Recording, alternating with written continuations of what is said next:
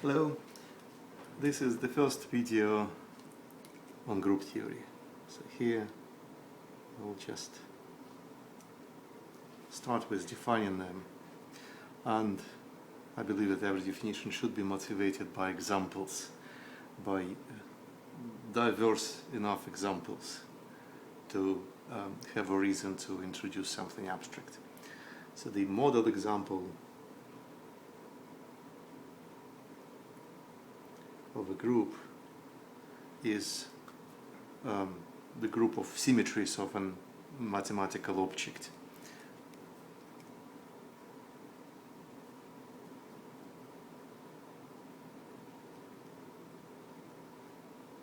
And the simplest mathematical object would be just a set. So just a collection of elements without any special structure. And what is a symmetry? Well, a mathematical encapsulation of that would be a map from X to itself, which preserves whatever we care about in X. So if it's just a set, we don't care about anything but just the elements, and we don't preserve anything. So any invertible map from X to itself will do. So this group of symmetries of set X called permutations, the alternative name of them.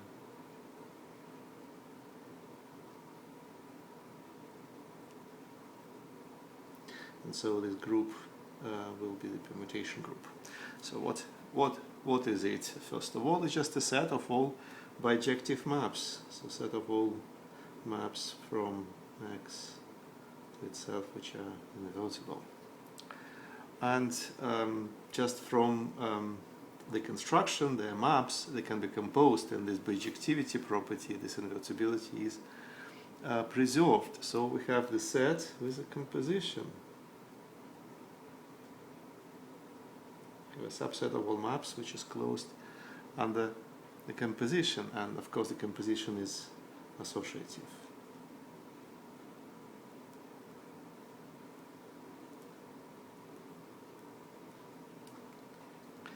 And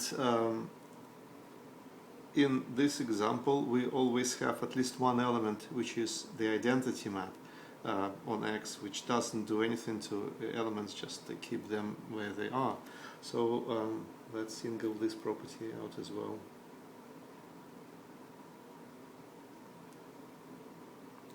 And the property it can be seen through composition is the following. So if we call the identity say 1 or I, to distinguish from the number 1, then if we compose it, if we follow with the doing nothing after any permutation, or if in other way around we precede permutation by doing nothing, we'll just do this permutation, and that is how we can see this special role played by the identity for the composition.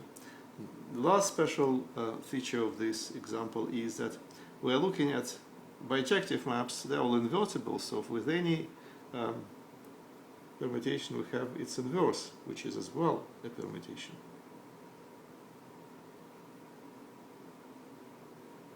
So for any sigma, there should be sigma inverse, and that inverse is again, the definition of it is that when we compose it with sigma in any way, we end up with doing nothing map with the identity. So these are the three special properties any group of symmetries will have. And that is what gives rise to the concept of a general group, the definition of a group. So a set, we call it G, is a group. Well, if we have some analog of this composition operation, if, well, it is equipped.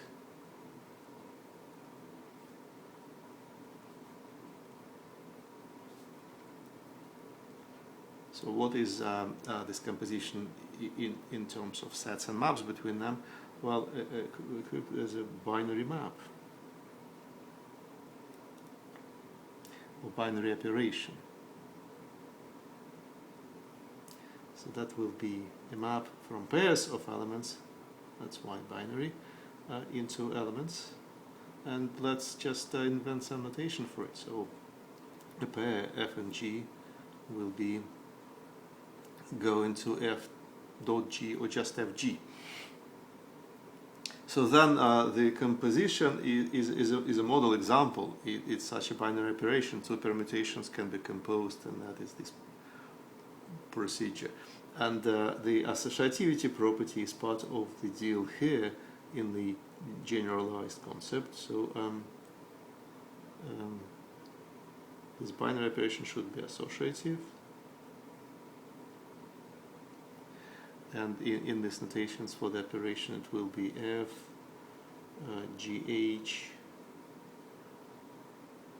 multiplied this way, will have to coincide with this sequence of doing the operation on three elements. So that is mimicking compositional permutations. The identity permutation, the identity map, again is axiomatized as the identity element.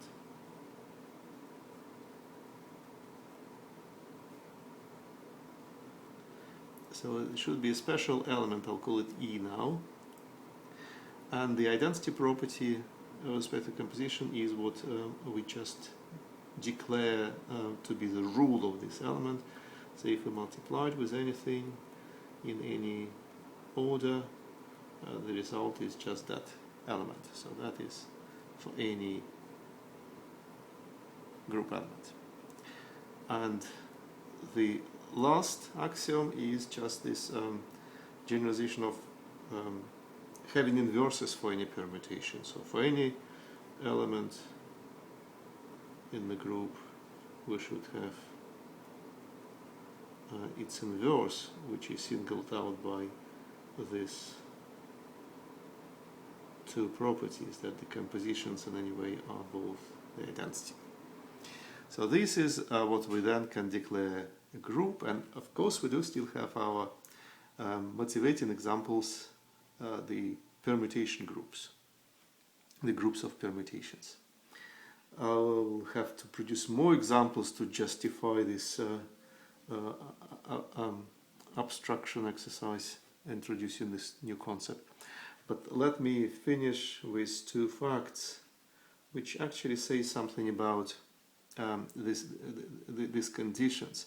They might look like we have to choose a special element with such size properties, and we have to choose an inverse for any given element. So we can perhaps do it in different ways. Well, these facts say that no, there is only one way of doing it, if at all. So that is uniqueness of identity and inverses. Let me first start with identity. So identity is unique if it exists. What does it mean? How can we prove it? So how can we write it perhaps in this language of the operation? Let's assume that there is another identity. So there is something which we might call E prime, which just fits the same bill. So whatever we multiply it with, we just get the same answer. So if we have this, then we should be able to prove that our original identity is that thing. So there is nothing but the identity element in the group which plays the role of identity, which can play the role of identity. So the second fact is that similarly inverses to a given element are unique. So inverse is also unique. Now we have f fixed, so inverse of a given element. Again, we have to assume that we have two, so we have f inverse and we have g, something which satisfies the same conditions as already chosen inverse. So again, we have to see that this G is nothing but F inverse. So there is only one answer. And that can be proved formally by doing some algebra in the group, just following these axioms which are part of the definition. And that is a very recommended exercise. And exercises actually too. And what they are saying is that after we choose an operation and make sure that it is associative, then having the identity is a property of that operation, and so is having inverses to every element is also a property of the operation. So there's no freedom in choosing this. It's not a structure, but a property. And really it just says that the fundamental thing is this operation, and these are just the conditions we impose on it.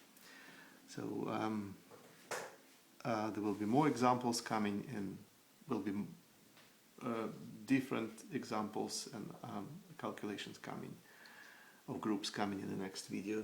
So till then.